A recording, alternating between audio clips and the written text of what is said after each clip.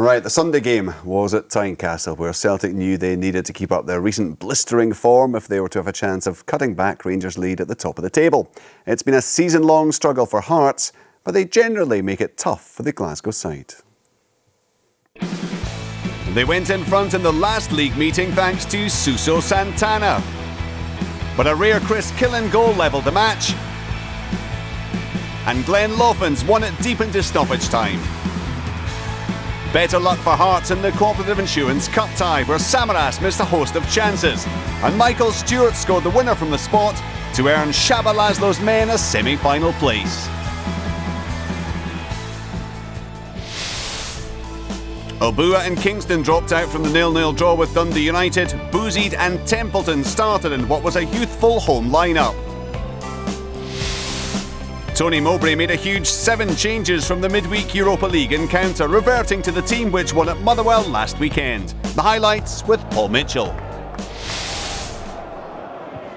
Crosas. It neatly to McDonald, fell by Goncalves, no free kick. Nguemo on to Robson. Robson with a measured cross, Samaras! Should have pulled it back to McDonald as Keller made the save. Well, Celtic have failed to score in 2 of the last 3 against Hearts, but an early chance here. Great cross in from Barry Robson, should have been pulled back. Wallace loses out, so McGiddy picks up. McGiddy tracked back by Egert Jonsson. Still McGiddy, Samaras out wide on the left hand side. Rolled on to Samaras, good save, Marian Kello. Pushes the ball onto the post. It's another good move from Celtic though. McGiddy on to Samaras and Kello with a save. McGiddy on to Hinkle. He'll try and work the 1-2. Palacios will go with him. And Goncalves concedes the corner. Involved very early, Aidan McGiddy. Robson's corner, hit off the post, Samaras!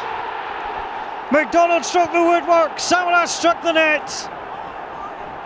21 minutes gone at Tynecastle, and it's the visitors who have the lead. McDonald peeled away in the middle, he hit the woodwork, and Georgios Samaras stood and waited for it. He scores for the first time against Hearts. Jonsson, a simple ball. Luvens doesn't gather. Mole tries to go through. Was he brought down by Caldwell? The referee goes to the pocket. It's a straight red card and a penalty. Gary Caldwell adjudged to have taken down Jamie Mole, and the Celtic captain doesn't concur. Mole nipped in ahead of him. Caldwell wrapped his foot round, and Willie Collum says this is a red card and a penalty kick. Caldwell says no. Did he catch Mole first to the ball? Referee said it was Mole. Michael Stewart, the hero of the League Cup from the spot for Hearts. And he's the hero again this afternoon. His 4th penalty of the season. 5 goals now for Hearts' top scorer. And he brings Hearts level. Dispatched it well. Boric went the wrong way. And here's the change. McManus for Crosas. And a reshuffle required. Stewart. Ball back on to Thompson. Robinson waits for it. Hits off Luvens. Robinson going in again with McManus. Fox gets the ball clear to the edge of the box. Celtic looks shaky. No concerns for Tony Mowbray. Mole and Robinson working hard again inside the box. Boric spreading himself.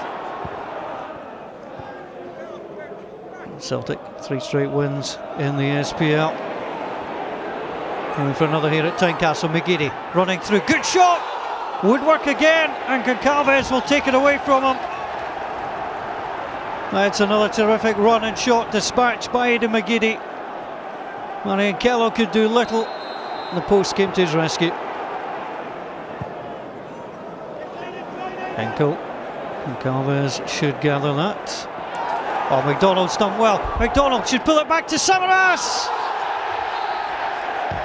Somehow the man in form, he's scored in 5 straight games for Celtic. This presented to him the easiest of all chances, and Samaras off target. The fans behind the goal prepared to celebrate. and in the end it was simply despair for all concerned. Thompson with a free kick. Doesn't beat the first man. Here comes Templeton, who's impressed this afternoon. Away from Fortuny. Templeton arrows it in! And Ismail Bouzid scores for Hearts with 14 minutes to go. Wonderful piece of play wide on the right hand side. The cross was a dream. The goal was a bullet header, and the man who is about to get substituted scores for the first time for Hearts. Ismail Bouzid. Samaras gets the break from Zaliukas. Good save by Kello. Thump cleared by Wallace. Fortuny watches it. Well, Celtic continue to be dangerous. Down to 10 men. Losing by 2-1. But they're still pushing. Lovely little ball through. Samaras too easily away from Zaliukas. And Kello strong with the hand. So Robson over the free kick. Robson floats it deep. Fortuny comes back into the middle. And Marian Kello gathers. May have struck the arm with Fortuny. Robson sent it across. Did come off the elbow, then the post. No free kick awarded, and Kello grabbed it before Samaras. Robson, Celtic continuing. Put the pressure on Hearts. Robson swings it in. The header is going to be off the line by Thompson. The header from Louvens. Scored against Hearts already this term, but no double joy this time. Got across his man, headed goalward. Thompson on the post. 2-1 it was for Hearts. Shaba Laszlo does his version of the robot, it would seem. Big handshake with Tony Mowbray, then another little celebration. You can understand the relief all round at Tynecastle. It's a first home win since the end of September for Hearts. Much needed. I've got to say, it didn't look like coming in the early stages. Celtic absolutely dominant, and it's not often Celtic go in front and then chuck it away. No, and I think you're absolutely right. They did chuck it away. The ordering off was costly. Slackness generally by Louvens and Samaras in particular. Having taken the lead at this stage, a simple goal of McDonald peeling off at the back post. He should probably have scored, but the ball falls to Samaras and he puts it away, even although he's amongst a ruck of Hearts players. And at that stage, from what had gone before, you thought that Celtic were going to go on and win comfortably. But the game changed completely as soon as the ordering off occurred. Well, it was just an instant, wasn't it? And you're anticipating Glenn Louvens clearing here, he doesn't, and then suddenly the game changes. Absolutely. You know, I don't know whether he had switched off momentarily and thought McGeady wouldn't play it back to him. You'll see where Willie Collum is there. Willie, like everyone else, had presumably been anticipating Louvens would play the ball up the park. But fortunately, Willie was quick enough to react in the right position to judge that it was a penalty. And no doubts, when you see it like that, you think... I think that illustrates sometimes how difficult the referee's job can be, because Gary Coggo is a whisker away from making a great tackle, but the replays clearly show that he plays the foot first and then the ball. Michael Stewart's doing at Tynecastle what he'd done at Celtic Park earlier in the season. A bit more efficiently. Yeah, very efficiently. This was interesting. Now, what we don't see is what happens here. There's a bit of a to and fro between Bouzid and the fans. Willie Collum has to interject at that stage. This is a situation you'll have been in many times, I guess. Sure, and if players are going to get themselves involved with the fans, then they can only expect the referee to take action, because otherwise eventually the police become involved in these situations. Bouzid was sent off only a couple of weeks ago for 2 yellow cards. Shaba Laszlo has come out in the papers today and said that he was well warned before the game. He only wanted them to defend and not to do anything else, particularly not get involved with fans. Well, he was about to be hooked. He couldn't get the hook, and then this. Yeah, it's a great delivery from Templeton, a magnificent cross, and Bouzid makes every effort to get there and gets his reward. And then he does get substituted, as you say. Off he goes. And the words from Shaba Laszlo. And that's the kind of thing I guess you would encourage. Well, I think it's smart on the part of Shaba Laszlo. He recognises he's got a central defender who has picked up a caution. Whether it's a stupid one or otherwise doesn't matter.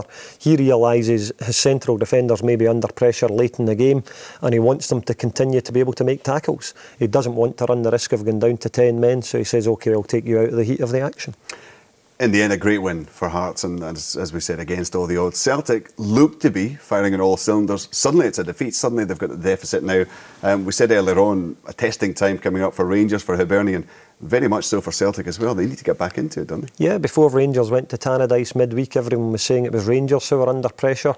The whole thing's turned on its head again. Rangers have this cushion.